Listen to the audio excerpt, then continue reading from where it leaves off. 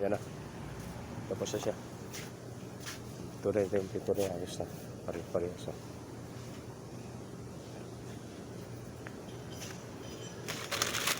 Anuhin muna to yung ito.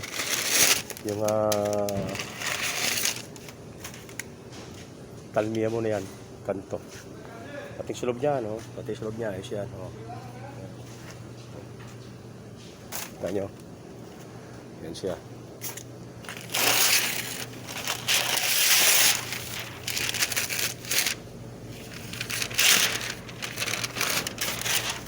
Pintura niya. Yan ang pintura niya, oh. Pero sa parehas. Pagkakami yan. Walang, yan buhay ang, pantor at buhay yan. Isa mo yun, okay?